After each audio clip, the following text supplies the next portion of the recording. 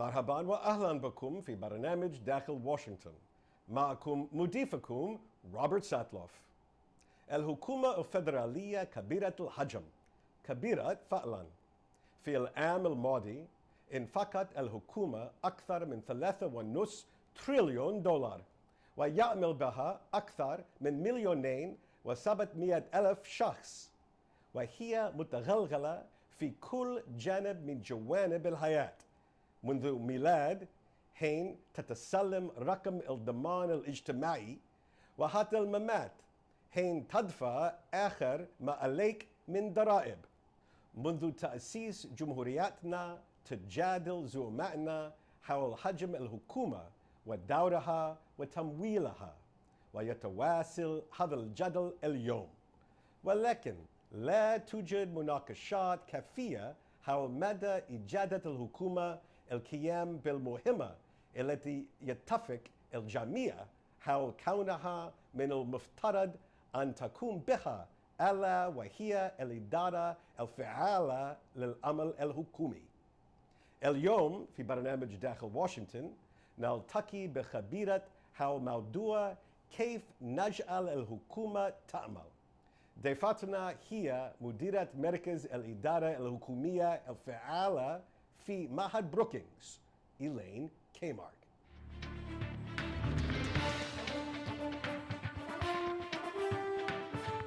Welcome back to Dakhil, Washington. I'm sitting here with Elaine Kamat. Elaine, welcome for joining us. Thank you. Thank you for having me. So let's start at the very basic question. Okay. Is government part of the problem or part of the solution?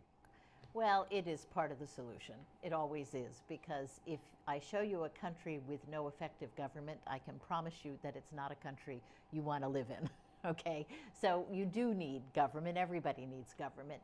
And the big debate is how much, right? How expensive, how intrusive, what does it provide, what do citizens expect? That's where the debate is. But it isn't really ever all or nothing.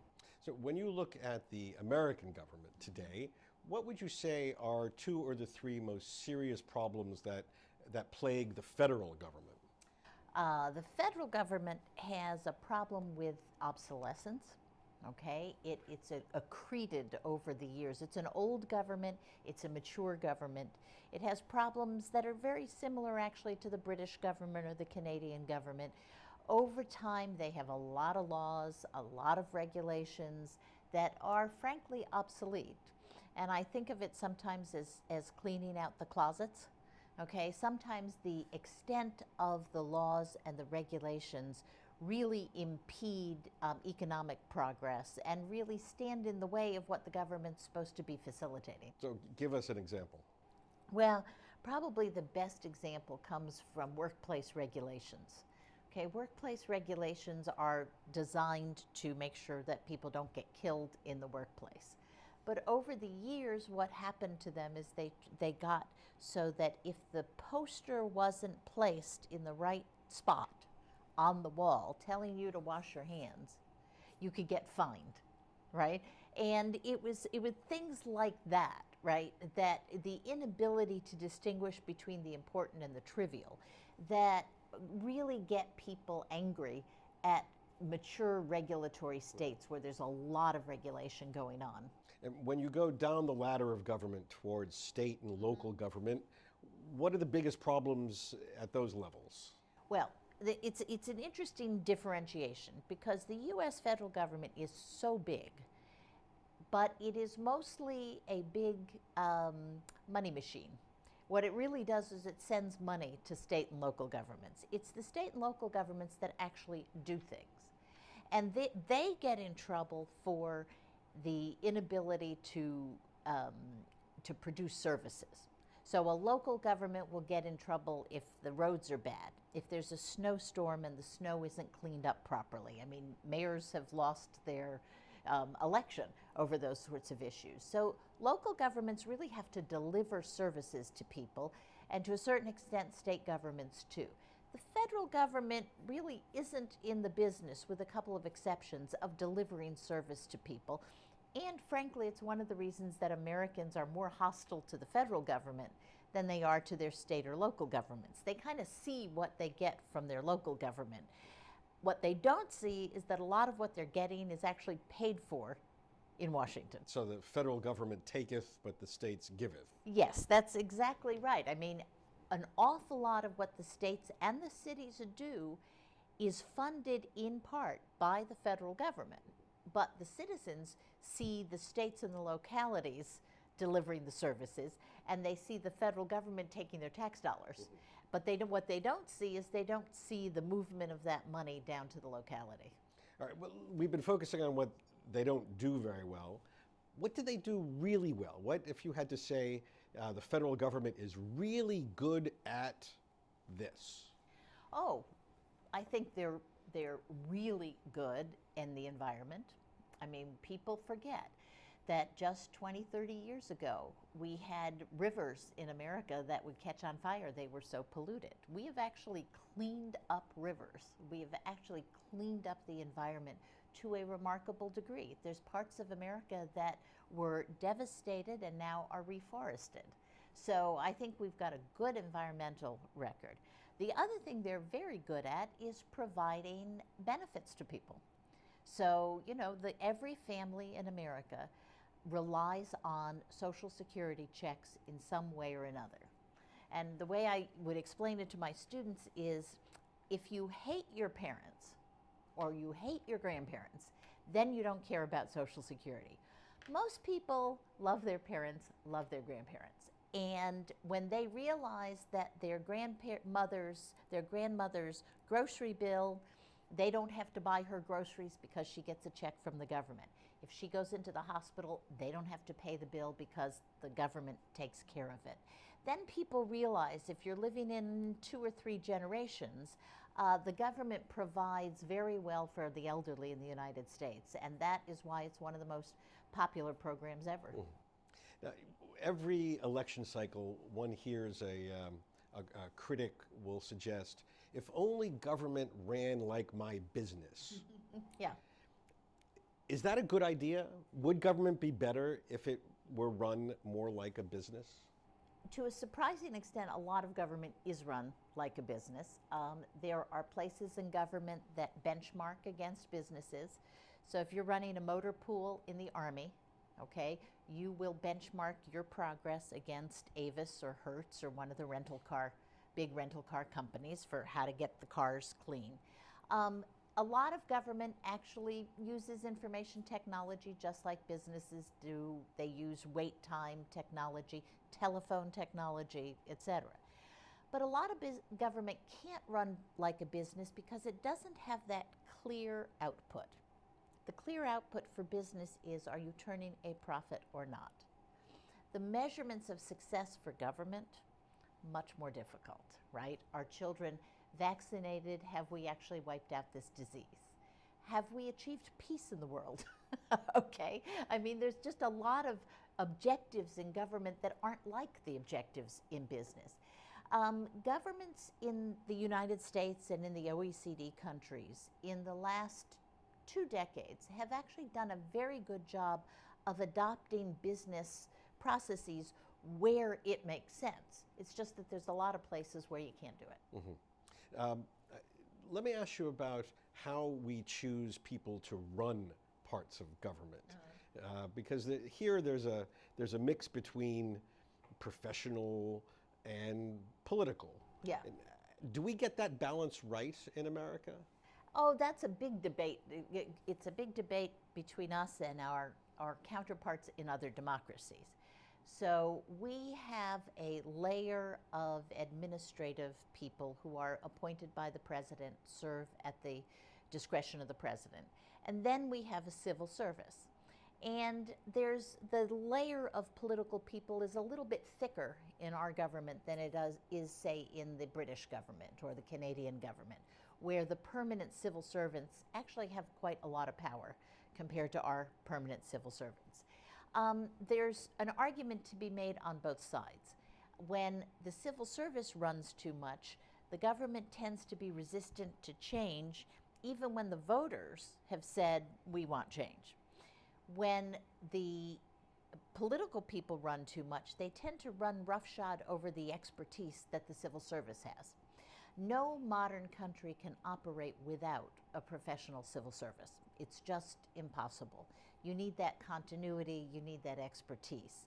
And so getting the balance between the political class and the civil service class right is a difficult thing, and people argue about it all the time. And even just focusing on the professional civil service for a moment, in your estimation, compared to governments around the world, quality, training, do we get the best of the best to run and manage our operations? We get probably the B plus, not the A. And that's a difference between the United States and other democracies. In a place like Britain or France, the civil service is a very high prestige job, and people with ambition want to go into the civil service and have traditionally wanted that. In the United States, government work is not as high prestige, and so a lot of our best and brightest go into business. They want to make money, they go to business school, they don't go to public policy schools, etc. We still manage to do quite well because the government is so interesting and it does so much. So there's still a lot of people who find themselves drawn into the government, and they then stay in the government. You know, and there's some of those agencies that really do get the best and the brightest. NASA. NASA's the aeronautical and space agency. Yeah, I mean, where in the private sector can you work on a project to get people to Mars? Only in the government. So there's a mix in the government. I think we do fairly well. I don't think we do as well as some other democracies. And since we've identified NASA and the environment as real success stories, what's one agency that you look at and you say, oh my gosh, this is a horror story? Well, I mean, in recent history, the Department of Veterans Affairs has been a horror story. They have not, they didn't anticipate properly the influx of new veterans coming back from the Iraq and Afghan wars. They weren't ready for it. They didn't have adequate communication with the Congress or with the White House. That's pretty much been a horror story. Our immigration processes and our immigration agencies, both the old immigration agency and the new one, have also been plagued with problems from the very beginning. So we have a lot of places in the government that are filled with horror stories. Okay, when we come back, we'll talk more with Elaine Kamat about reform of both the political system and governance in America.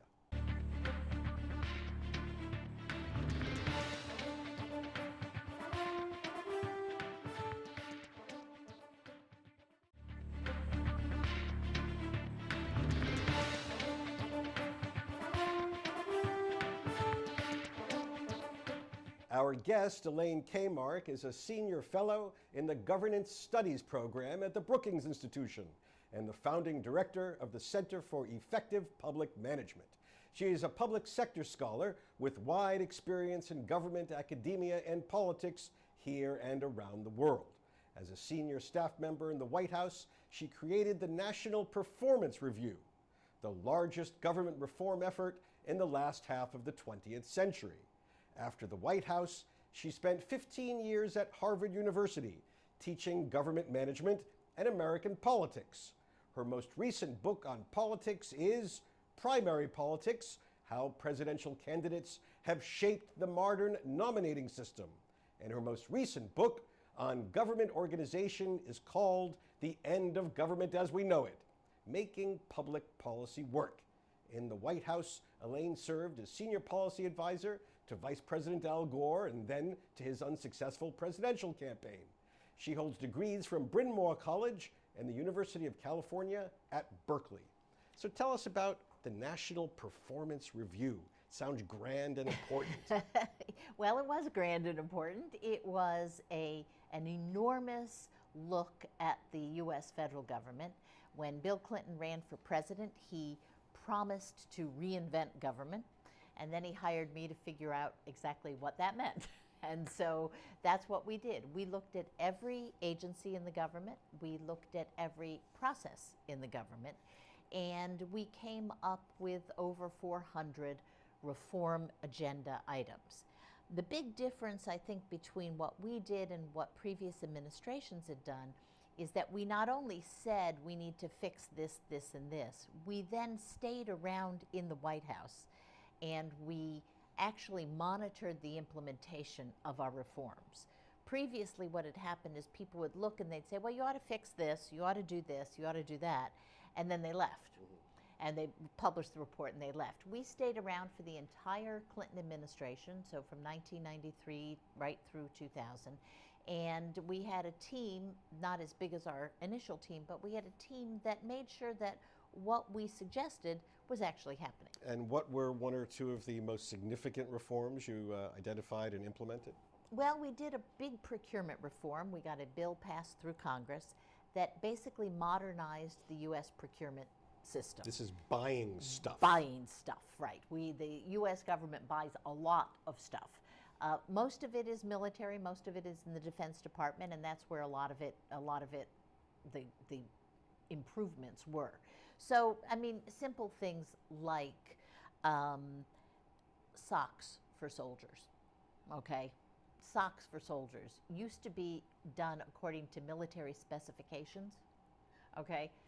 We just said, this is ridiculous, just buy socks, okay? And you saved a lot of money, I bet. We saved a lot of money, and we made a lot of soldiers happy, right. Okay, more importantly. So we kind of went through in a very granular way and put together a reform bill that, in fact, previous administrations had also advocated. So it was a kind of bipartisan thing. And that was a big accomplishment. We did a lot of regulatory house cleaning. We got rid of 16,000 pages of regulations in the U.S. Federal Register. So we did that sort of thing. It was we were big enough and we had enough support from the president that we could really get into things. Now, a lot of people put the blame on the level of partisanship in America today. Looking back over time, would you say that it is indeed worse today than 50, 100 years ago, or is this not really the excuse? Everybody thinks that the partisanship is terrible, right? When Thomas Jefferson, America's third president, ran for president in the campaign of 1800, that was maybe the dirtiest, most awful, nasty campaign we've ever had, okay? So this is nothing new, the intensity of this partisanship. And what has tended to happen is that we've had leaders in different places that could overcome the partisanship. They could just figure out how to do it. So Harry Truman figures out how to work with the Republican Senate, and he passes the Marshall Plan.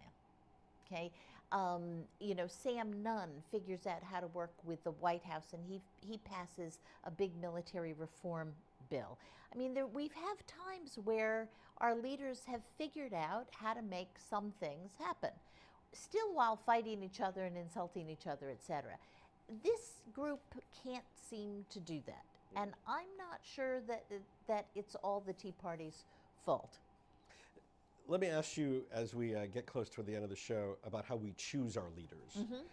First, if we're not getting the best, is there a better way to choose them than what we have now?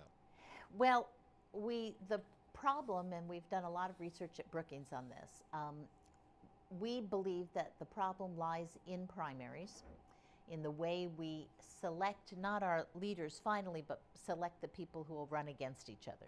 So in other democracies, the selection of, say, your legislative ticket is from within the party, and there are evaluations made of whether or not this person can actually do the job.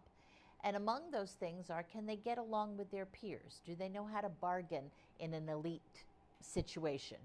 Do they have the skills that are the skills that you need in governance? We don't have that any place in our system. Anybody who wants to can run for Congress. Anybody. They don't have to have any qualifications. They don't have to have participated in a governmental setting or even a party setting. They just can go out there, and if they have enough money or they're famous for some reason, they were on television, they're a movie star, whatever, they stand a pretty good chance. And so we tend to get people who are temperamentally not suited to the job of government. And I think that's because of our primary system. No other democracy has a system like we do for nominating people. And I think that's probably one of the big problems. So in the our fix culture. would be to make more requirements, to have done in I a think- small room by... I think the fix would be to have more evaluation by peers, whether that's a screening process, I don't know. But I mean, and it's a very hard fix. And frankly, ultimately, the fix is probably to convince those voters in primaries that they need to start looking at people as to whether or not they have the temperament for government, as opposed to whether or not they say all the right, most extreme things that people like to hear. Elaine Kamat, thank you very much for joining us in Dakhil, Washington. Thank you. Thank you very much.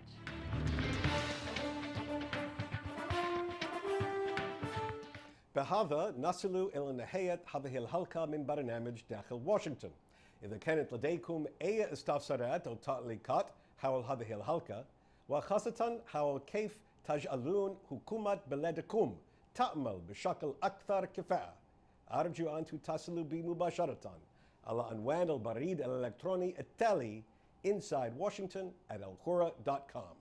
معكم روبرت ساتلوف. شكرا لكم وإلى اللقاء.